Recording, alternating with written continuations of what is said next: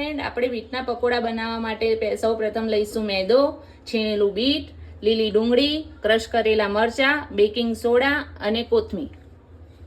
તો હવે આપણે બીટના પકોડાનું બેટર બનાવવા માટે આપણે લઈ લઈશું મેંદો 1 વાટકી, અડધી વાટકી છે બીટ છીણેલું, પછી ધોઈને લીલી ડુંગળી લઈ લેવાની છે, ક્રશ કરેલા મરચાં, કોથમીર,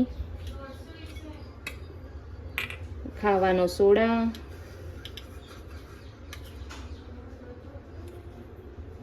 અને મીઠું સ્વાદ પ્રમાણે આપણે નાખીશું.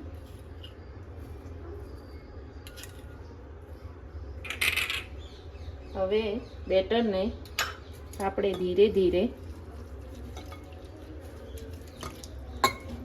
પાણી રેડીને મીડિયમ ટુ થીક બેટર રાખીશું. આપણું બેટર રેડી થઈ ગયું છે અને આપણે તેલ ગરમ કરવા મૂકી દીધું છે. જો હવે આપણે પકોડા રેડી કરી દઈએ. તો આપણે પહેલાં સ્ટાર્ટિંગમાં ધીમા તાપે પકોડા તળવાના છે અને પછી ફ્લેમ એની હાઈ કરી દઈશું. અને આ પકોડા ખાવામાં ખૂબ જ ટેસ્ટી હોય છે ને હેલ્ધી બી હોય છે. તો તમે બધા તમારા ઘરે ટ્રાય કરજો.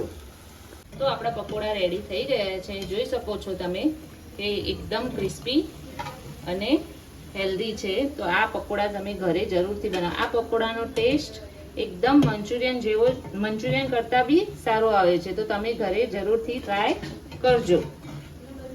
જોઈ શકો છો કે આપણા પકોડા કેટલા દેખાવમાં સારા લાગે છે. આ પકોડા રેડી થઈ ગયા છે. તો આપણે આ પકોડાને સોસ જોડે સર્વ કરીશું. સોસ જોડે ખૂબ જ સરસ લાગે છે. તમે જોઈ શકો છો કે આ પકોડા કેટલા ક્રિસ્પી, ટેસ્ટી અને હેલ્ધી છે. તો તમને આ મારી રેસીપી પસંદ આવી હોય તો લાઈક કરજો, શેર કરજો અને સબસ્ક્રાઈબ કરવાનું ભૂલતા નહીં. Thanks for watching.